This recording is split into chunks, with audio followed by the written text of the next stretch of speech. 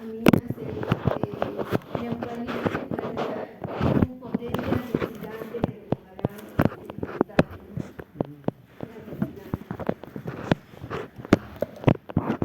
¿cómo deberían comer? Si van a comer su anticucho con una ensalada, pero el anticucho no viene con ensalada. Muy mal. Bueno, entonces esas aminas producen el estrés oxidativo del epitelio, daño celular nuevamente, el epitelio trata de repararse y en el momento de la reparación hay inflamación y esa reparación trae consigo proliferación de las células y algunas de esas células tienen algunas mutaciones y esas mutaciones son las que van a predominar. ¿Qué mutaciones van a tener las células que al final terminan desarrollando cáncer?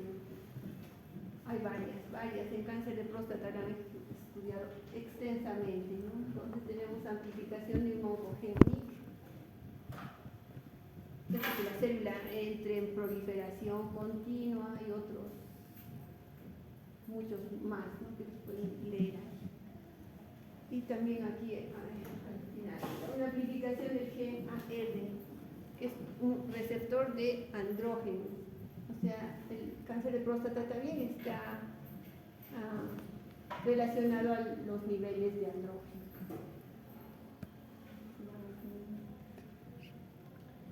Los andrógenos se ha visto que el cáncer de próstata, como tiene mayor cantidad de esos receptores de andrógenos, al haber no se necesita mayor cantidad de andrógenos. En realidad, el cáncer tiene mayor cantidad de receptores de andrógenos que hacen que prolifere, que crezca. Por eso que antes se hacía, ahora ya una que otra vez sacan testículos, ¿no? Le hacen una castración o una orquiectomía en algunos pacientes, no en todos, porque ahora lo que les dan medicamentos para bloquear sus andrógenos.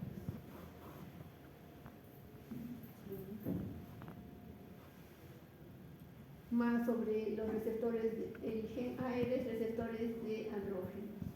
Por eso que dice que tiene hipersensibilidad a niveles bajos de andrógenos. O sea, no se necesita niveles altos de andrógenos para que el cáncer crezca, sino tal vez niveles normales, incluso disminuidos. El problema es que tiene mayor cantidad de receptores.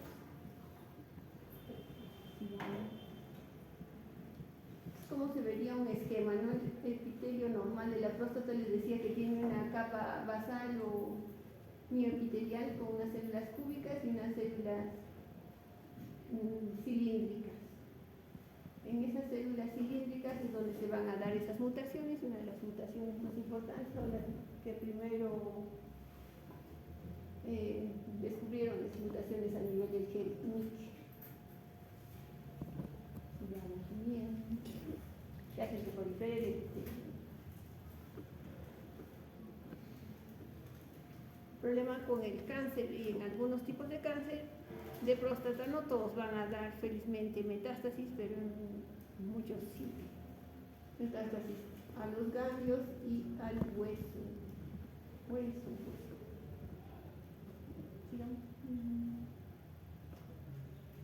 Todas las neoplasias van a encontrar que hay estadios in situ o lesiones preinvasivas.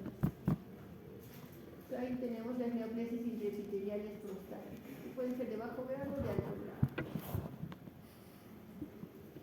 Entonces, cuando tienen un nivel, si tienen un paciente con niveles más altos del PSA de 4, hasta el 4 lo consideran normal, ¿no? Le hacen su prueba de sangre, antes usaban como tamizaje, pero ya se vieron que no descubre a todos los casos de cáncer. Entonces le piden, en el seguro por ejemplo, le piden a partir de los 60 años su nivel de PSA. Si su PSA está más de 4, le van a hacer probablemente una ecografía, le van a hacer una biopsia de próstata.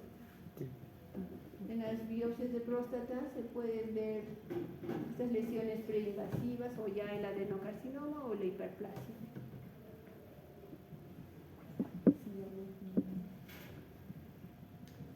les decía, la mayoría de los adenocarcinomas se originan en la zona periférica.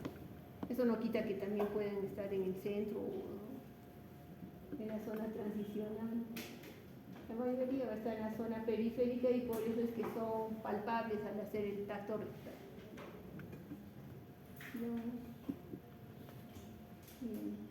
Morfológicamente, sí, macroscópicamente, no se diferencia mucho de la hiperplasia. Solo sabemos que a veces se ve un poco más amarillo, como que no es tan nodular, pero macroscópicamente no se podría hacer diagnóstico de un adenocarcinoma. Entonces se tiene que hacer siempre la lámina. En la lámina lo que se van a ver es cambios a nivel de ese epitelio. Entonces el adenocarcinoma, el problema es en el epitelio, no es como en la hiperplasia que hay crecimientos tanto del epitelio como del estroma. En el adenocarcinoma son las glándulas las que tienen características que se pueden observar en la siguiente foto. Hay proliferación de las glándulas. Las glándulas en este caso están mucho más juntas entre sí, van a desaparecer las células cúbicas que les decía que estaban en la base, no solamente son células del epitelio glandular. Más cerca, creo que una foto más.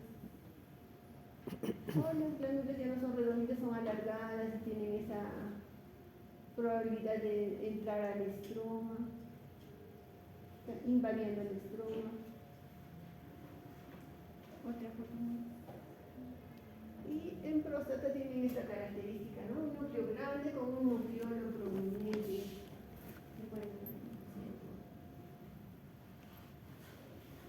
algo llamativo y constante en los adenocarcinomas de próstata, ese nucleolo prominente. Y arriba pueden ver el epitelio normal.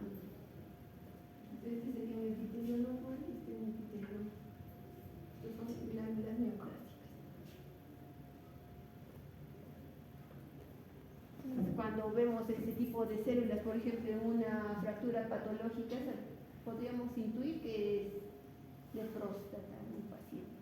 Igual habría que hacerle algunas pruebas para determinar el origen.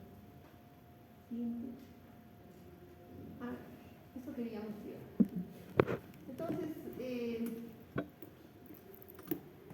la evolución del cáncer de próstata, el pronóstico del cáncer de próstata depende de algunas características, como son la diferenciación. Que si está pobremente diferenciado va a ser peor para el paciente porque va a ser metástasis más rápido. El paciente probablemente muera por cáncer de próstata cuando tiene Gleason altos. Pero cuando tiene Gleason bajos, o sea, menos de 6, la suma, ¿no? Esto sí lo leyeron la otra vez. Entonces, la escala de Gleason es una escala para poner el grado histológico. Y hay que sumar dos de estos números, de acuerdo al patrón que tenga la glándula, la lámina. O sea, digamos, 40% tiene el grado 1,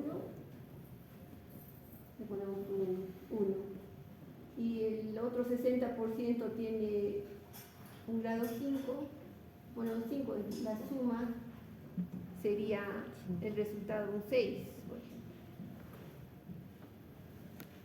Hay otros que tienen, por ejemplo, la mayoría, felizmente tiene grado 3 y 3, o sea, un 6, que es bueno para el paciente. Lo peor es tener más de 6, tener un 7, un 8, un 9, un 10, en la suma de los dos patrones que se observan. A la siguiente. Esta es la escala que se utiliza, es una escala gráfica para determinar si es un Gleason 1, si es un Gleason 2, si es un 3, un 4, en la lámina. Ese, por ejemplo, son glándulas pequeñitas, todas más o menos uniformes, correspondería a un Gleason 1.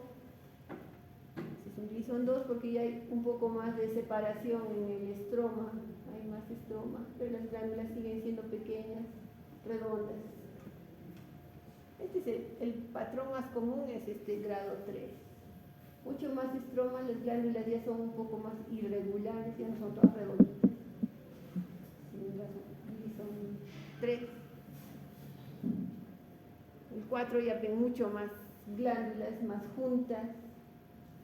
Ya no están redonditas, ¿no? Como que son como un grupo de glándulas. Y el 5 ya se ve todo sólido, ya no se ve la luz de la glándula. Y las células mismas son núcleos mucho más grandes. Y hay muchas más mitosis. Entonces, las neoplasias de próstata van a tener un patrón 3, un patrón 4, mezclas de todos estos patrones. Lo que hay que hacer es sumar, y esa suma, ¿qué nos dará? Hay otra clasificación para vuestra mala suerte, porque antes se concluía con eso, ¿no? Se ponía el adenocarcinoma moderadamente diferenciado, Gleason 3 más 3 igual 6. Pero ahora último hay otra clasificación más, en grupos. Ahora sí, ya la suma. Siempre van a haber en el Gleason 2 números, incluso en algunos se puede poner un tercer número, si es que hay 3 patrones, normal, depende del número de patrones que existen. Se suman esos 2 patrones, pero después les decía que, ¿qué pasa con un paciente, digamos, que tenga un patrón 2 más 3? ¿Qué será? ¿Bien diferenciado o moderadamente diferenciado? 2 más 3. ¿Será bien, moderado o pobre?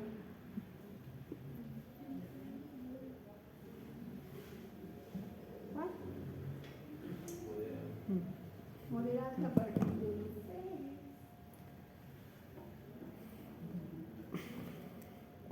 Moderado o intermedio. Si les ponemos, digamos, un Gleason 3 más 3, ¿qué sería? Intermedio. No, ¿por qué bien? Grado intermedio o moderado. Si fuera un Gleason 4 más 4, alto grado o pobremente diferenciado. O sea, alto grado se refiere a la malignidad, ¿no? Alto grado de malignidad. Pero ¿qué pasaba con los pacientes que tenían, digamos, un Gleason 2 y un Gleason 4? 2 más 4 igual 6. Vendría a ser moderadamente diferenciado, pero tiene un patrón 4. Eso empeoró su pronóstico. Por eso es que ahora se han puesto estos Gleason modificados. Si un paciente tiene la puntuación menos de 6, va a estar bien, este paciente lo van a observar, tal vez solo le hagan una adenectomía descompresiva o lo van a observar. Este paciente no va a morir de cáncer de próstata. Lo que sí va a pasar con los siguientes casos, ¿no? Que tenga ya un Gleason 4 empeora su pronóstico. Nosotros de acá para abajo es el peor. El tratamiento va a ser mucho más agresivo, probablemente reciba radioterapia, quimioterapia, a diferencia del grado 1. Para eso se creó esta nueva clasificación, ¿no? Para modificar el tratamiento que les daban a los pacientes. Porque un paciente, a pesar del Gleason, de la suma que sea igual, no es lo mismo. No es lo mismo, por ejemplo, ver que tenga un Gleason 3 y un 4 y un 4 más 3. Los dos igual son 7. O sea, su comportamiento va a ser diferente. O sea, los del grupo grado 3 va a ser peor que el grupo grado 2 en el pronóstico en el paciente. Eso ahora también se informa. No es algo que muy antiguo, esto es algo reciente. La clasificación en grupos, el pronóstico es diferente.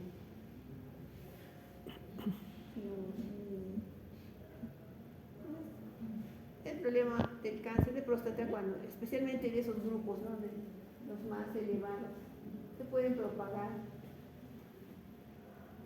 Cuando se hace una prostatectomía, por eso se retiran vesículas seminales, porque pueden estar infiltradas.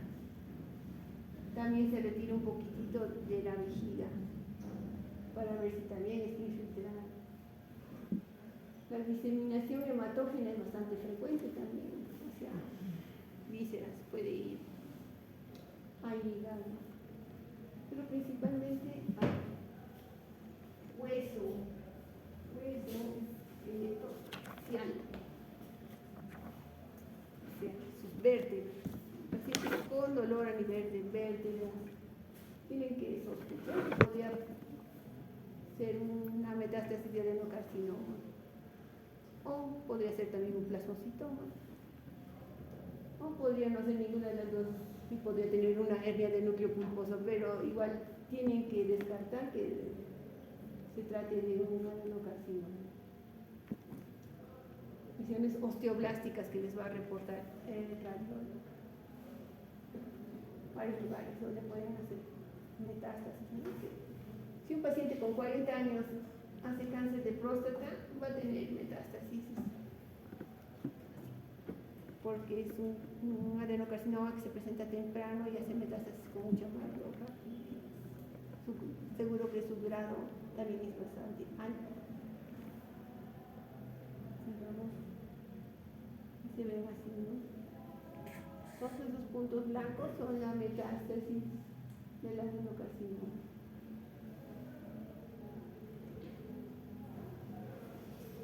Tacto rectal, entonces,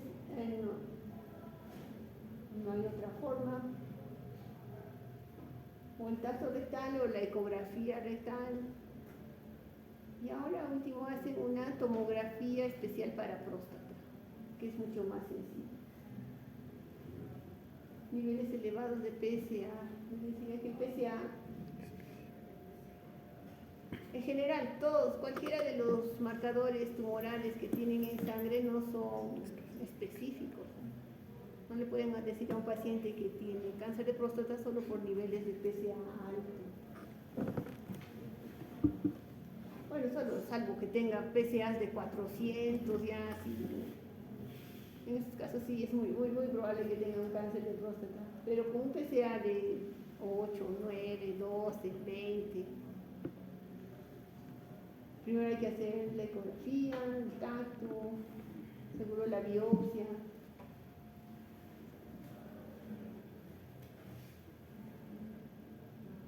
El PSA es específico de un órgano, pero no es específico de cáncer exclusivamente. Una vez ya tratado, sí le pueden hacer seguimiento con PSA. Igual cuando se hace una tiroidectomía, le hacen seguimiento con tiroglobulina.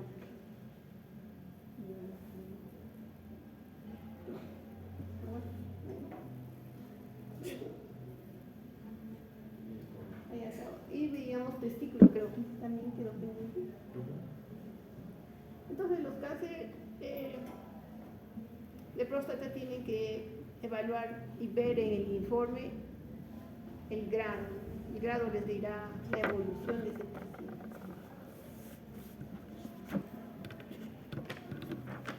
Tumores de testículo muy frecuentes también, y a diferencia de las otras neoplasias que son propias de gente adulta mayor, los tumores de testículo son gente joven.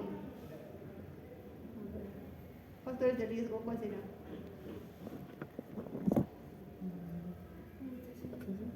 ¿Cuál? ¿Cuál sería el principal factor de riesgo? Criptorquidia. Bueno, que tienen que revisar siempre si los testículos están o no están en el escroto cuando son bebitos. Tienen que ver y vigilar que estén. Usualmente están, a veces no están, pero van a descender y pueden esperar hasta el año tal vez, pero después tienen que hacer corrección. Si no están, tienen que corregir. Aunque el hecho de corregir no disminuye su riesgo de que tenga un carcinoma nuevo. Puede estar atrapado en todo el conducto, le tienen que hacer ecografía por lo tanto, porque a veces no es palpable dónde está.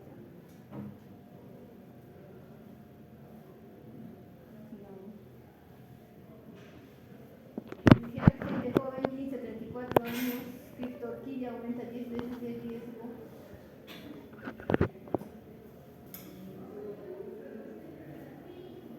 Si encuentran a un niño, por ejemplo, de 10 años, ya sin testículo descendido, o sea, le falta un testículo, ¿qué van a encontrar esos casos? Ese testículo que está en el conducto inguinal, en el canal inguinal, o está intraabdominal, o donde se encuentre, ese testículo tiene que ser retirado, o sea, lo van a operar, le van a extirpar ese testículo no descendido. Pero a veces el familiar podría decir, no, no quiero que lo retiren, solo quiere que lo coloque en la bolsa escrotal. Esa es una mala decisión, ¿no? Porque es un riesgo de desarrollar un carcinoma de testículo vacío, siempre. Línea fértil, 50% de mayor probabilidad de presentar un tumor de testículo.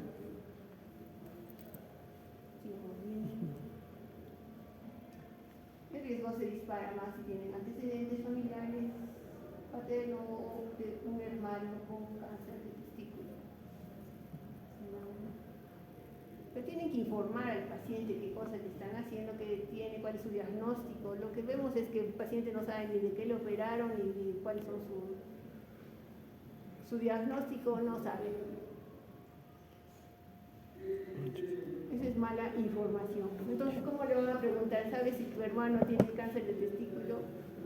Y el hermano no sabe que tiene cáncer de testículo. Hay un señor que se operó de cáncer de testículo en Puerto Maldonado y después viene por metástasis, pero no sabía que tenía cáncer de testículo, o sea, nunca se enteró de su diagnóstico. Pues tienen que informar, ¿no? ¿Por qué no informa? Nadie le informa al paciente. El paciente tiene derecho a saber su diagnóstico, cuál es el procedimiento que se le está haciendo, qué pasa con su muestra, si se fue a patología, si no se fue a patología, si lo echaron por ahí. Todas las muestras que se extraen del cuerpo humano van a patología. Always, siempre, eso es indubitable. O sea, ese señor con el cáncer de testículo, tal vez su muestra nunca llegó a la anatomía patológica. Bueno, estoy hablando de un paciente referido. No sé dónde lo operaron, creo que lo operaron en Puerto Maldonado. Pero, a ver, Vázquez, ¿por qué no envían las muestras a patología? No sé. ¿No? Nos falta referir, nos faltaría reconocerlos. ¿Qué cosa faltaría? Por favor. No sabemos seguir procedimientos correctamente. Sí. O llenar, digamos, los formularios. Sí. Pero parece que están en una facultad de medicina y todos los médicos que han trabajado o que trabajan, aunque estén en la punta del cerro, han estado en una facultad de medicina. O por iatrogénesis. Entonces deben saber que todas las muestras van a patología. Deberían enviarlas todas a patología. El problema es, digamos, Puerto Maldonado, no sé si tiene patología. Creo que no tiene. ¿Qué hacer en esos casos? Le tienen que dar al paciente su muestra en formulario. Que se haga responsable, pero probablemente lo voten, no sé.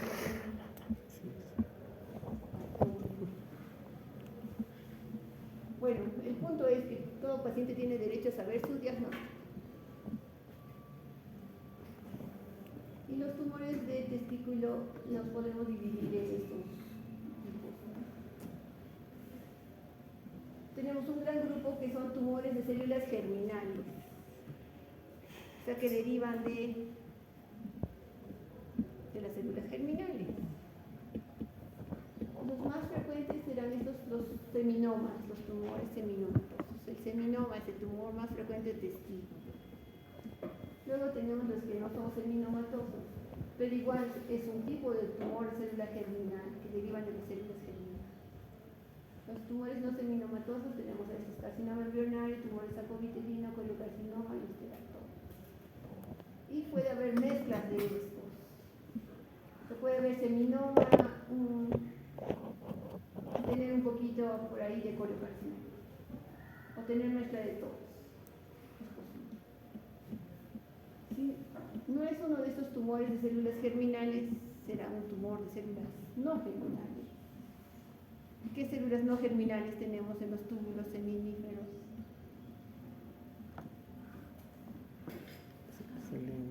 ¿Quiénes producen testosterona? ¿Células de quién?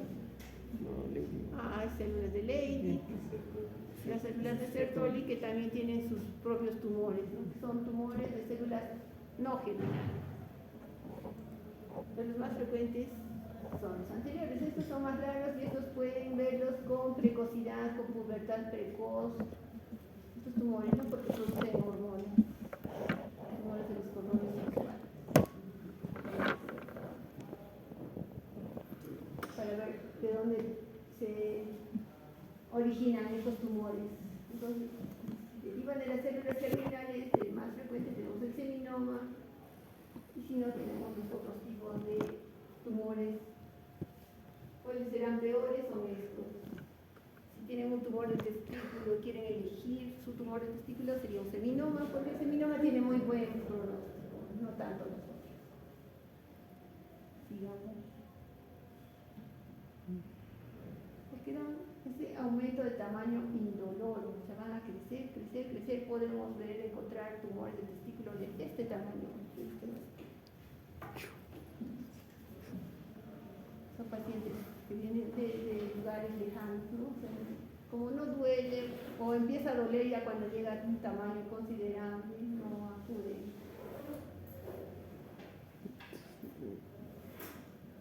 El 10% puede ser asintomático. En algunos pacientes los pueden encontrar por los síntomas relacionados a la metástasis.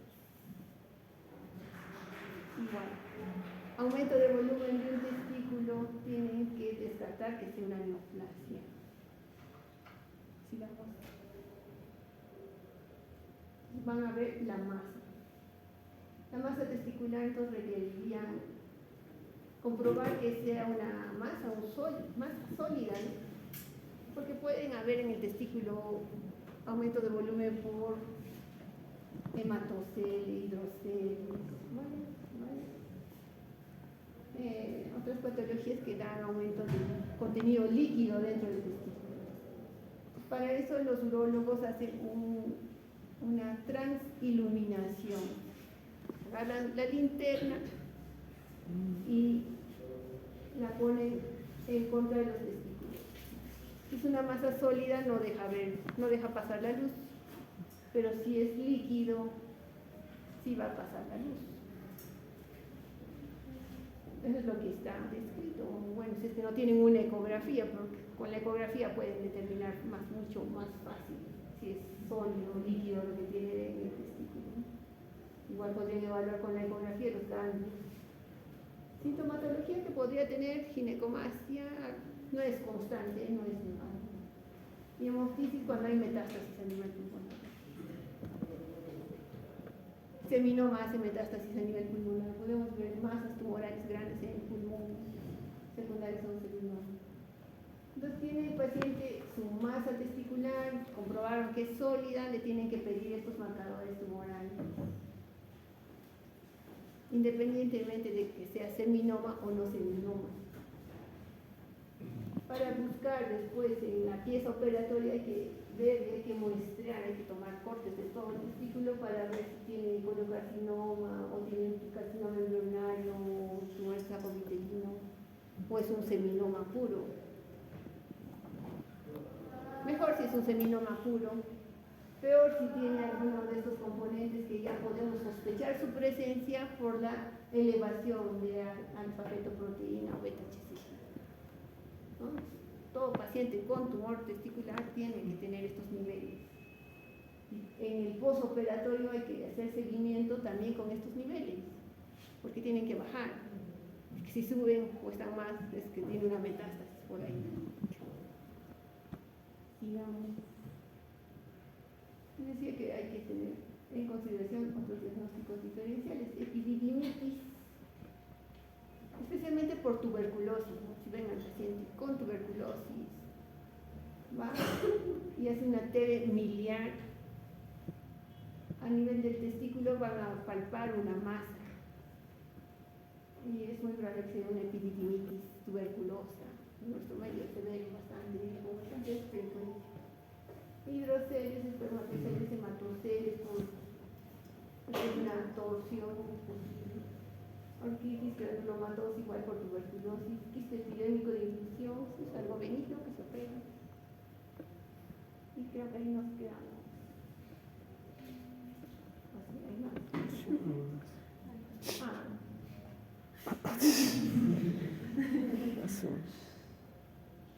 Veamos la morfología del seminoma. Bueno, igual, la lesión in situ o preneoplásica es esta de aquí, ¿no? La neoplasia intratubular de células germinales testiculares. Eso no lo van a detectar nunca, o sea, a nadie le detectan una lesión in situ, un cáncer de testículo. Eso es lo que se ha visto, ¿en qué casos tomarían biopsia de un testículo? Por el tamaño, ¿no? Si es una masa tumoral, sospechan que tenga un tumor, no se pulsa, no se hace biopsia. Porque incrementa su estadio, ¿no? Masas testiculares no se biopsia. Bueno, en qué casos se han visto estos carcinomas in situ o neoplasias intratubulares de células germinales testiculares. En algunos pacientes que tienen estudios por fertilidad, ¿no? O sea, no tienen hijos y quieren saber por qué no tienen hijos y les hacen la biopsia testicular para ver si produce espermatozoides y cómo están. Y al momento de hacer la biopsia recuperan también. Si tiene espermatozoides viables, los pueden utilizar para fecundación in vitro, ¿no? Esas técnicas que ahora están. Y se dieron cuenta que existe este tipo de neoplasias in situ. En un paciente sin ningún otro estudio no es posible detectar. Siguiente. Los seminomas los van a extirpar así, ¿no? Viene el testículo y viene todo el cordón espermático. No solamente se corta el testículo, se corta todo el cordón espermático. Porque el tumor puede ingresar, puede estar por acá entrando. Se retira todo el conducto. Entonces, en estos pacientes con seminoma, igual le tienen que pedir su AFP, su beta-HCG. En ellos no se eleva tanto. El beta-HCG se puede elevar un poquito, pero igual se le pide para hacer el control. La curación, 90%. Es muy bueno el pronóstico de estos pacientes con seminomas puros. El paciente se va a curar. A pesar de que tenga, aún con metástasis en pulmón, el paciente va a vivir. Hay muchas neoplasias que van a vivir, no todas las neoplasias van a ser fatales, ¿no? Por ejemplo, me acuerdo de un caso de un linfoma de Hodgkin. Un linfoma de Hodgkin tiene buen pronóstico. El paciente ya estaba haciendo su testamento, ya se estaba casando en el hospital, piensa que se va a morir, pero no se va a morir. Igual el seminoma va a vivir, con un testículo, pero va a vivir. Lo que hacen, si quieren preservar los espermatozoides, tienen que congelarlos, porque después de la cirugía va a recibir quimioterapia, radioterapia, Entonces, eso sí disminuiría su fertilidad. Por eso, antes de eso, es muy probable que vaya a un banco, ¿no? O sea, va a congelar sus espermatozoides.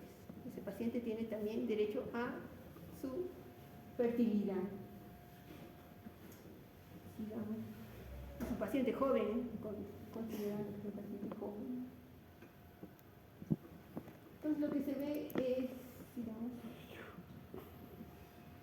la imagen histológica es esta. Nos tenemos estas células redondas, con un citoplasma bien amplio, el núcleo central, y característicamente tiene estos linfocitos en los centros. Es un seminoma. Seminoma, buen pronóstico. El problema son con los siguientes: carcinoma embrionario, un carcinoma muy agresivo, el tumor ya no se ve uniforme, sino que es bastante heterogéneo, hemorrágico, necrótico, carcinoma embrionario, tiene mal, ¿no? Digamos, se ve así, las células ya no se ven redondas con su citoplasma amplio y ordenaditas, ¿no? Se ve como células mucho más inmaduras, más pleomórficas, formando como pequeños glomérulos.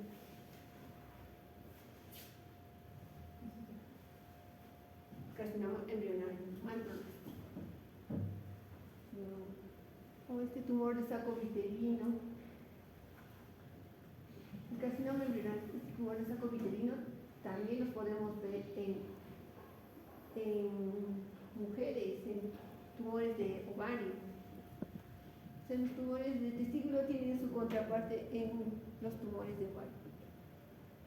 En ovario, por ejemplo, ya no se llama seminoma, se llama disgerminoma.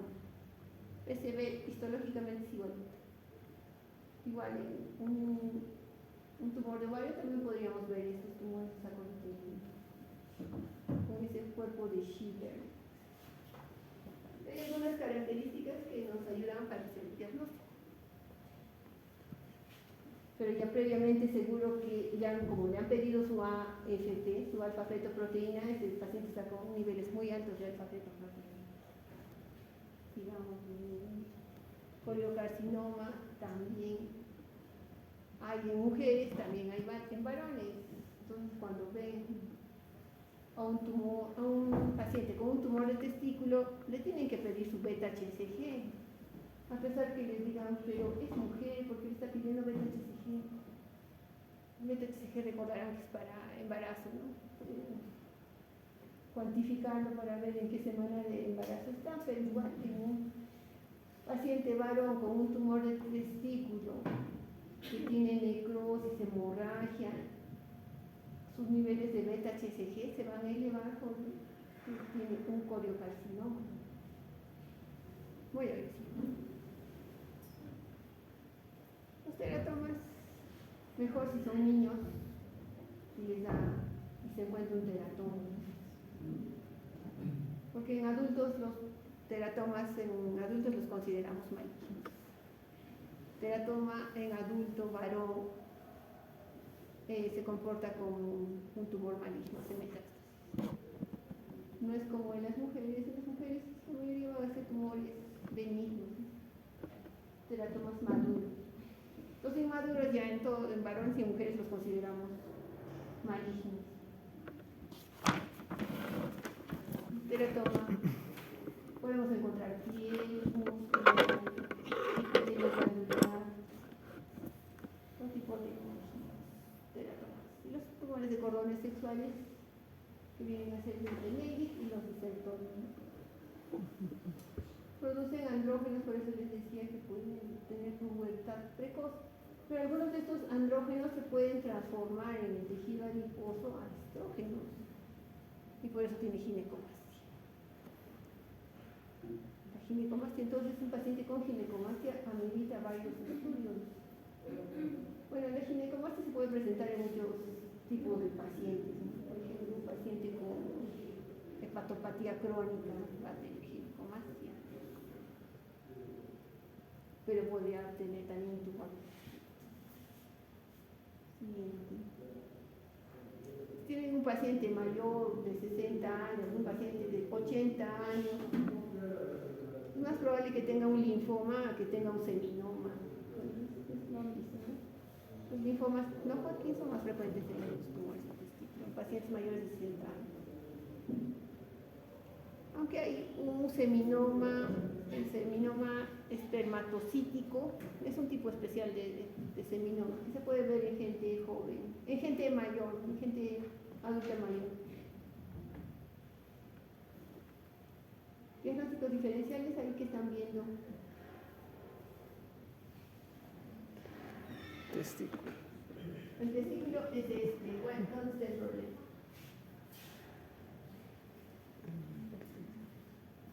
A nivel del epidídimo, ¿no? El epidídimo lo ven también como una masa blanquecina grande, del tamaño del testículo. Aquí podrían encontrar un epididimitis. Y en nuestro medio, epididimitis tuberculosa, que se ve con mucha frecuencia. Siguiente. ¿Sabes? Tiene traumatismos y hacen un hematocele, ¿no? Se llena de sangre. Pueden haber también problemas de torsión testicular. Un testículo normalmente tiene varios ligamentos. En algunos pacientes, algunas personas tienen esos ligamentos más laxos. Pues hacen algún movimiento o brusco o a veces espontáneamente también el testículo se puede torcer. Es en una emergencia urológica, sí, el hidrocelio. Está lleno de líquido.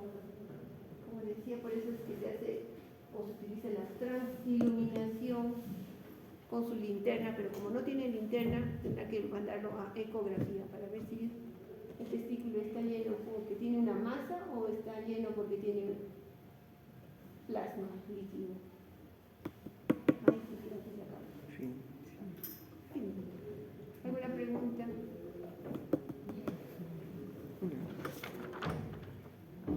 Chincheros, entonces, ¿qué? Si tiene un paciente con masa testicular, ¿qué marcadores tumorales le va a pedir? ¿Ves exigencia? Ay, fíjate.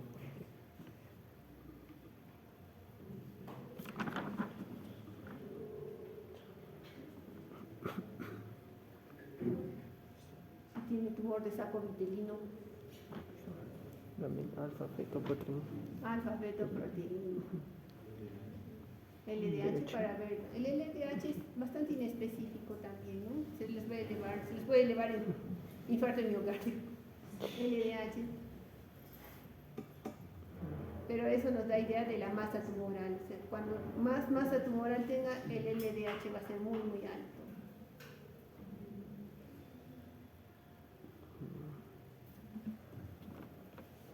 Y próstata, ¿qué harán? ¿Cómo podrían detectar un paciente con cáncer de próstata?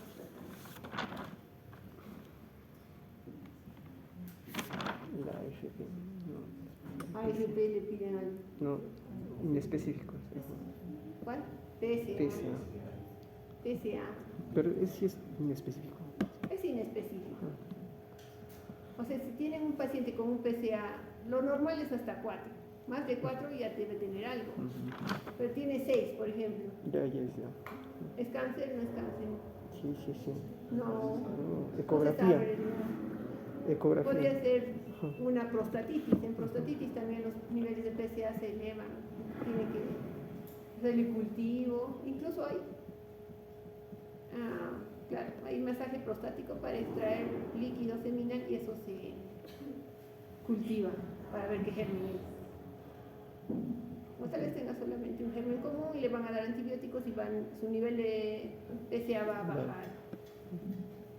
Tendrían que hacer tacto rectal, ecografía.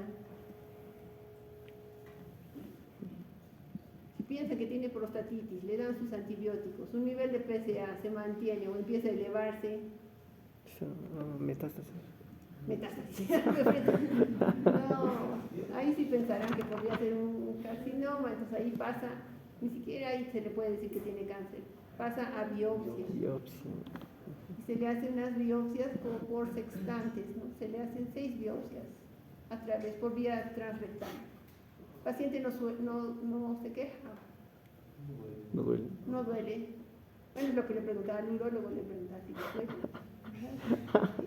Dijo que no. Yo creo que no debe doler mucho. No le pondrá anestesia, nunca he visto cómo toman las biopsias de próstata. He visto las biopsias de próstata ya en la... Debe ser algo incómodo, pero igual como son las incómodas las biopsias de mama. Sí, sí. Ok, eso sería todo. Nos vemos en la siguiente semana. Gracias, doctora. Hasta luego. Sí.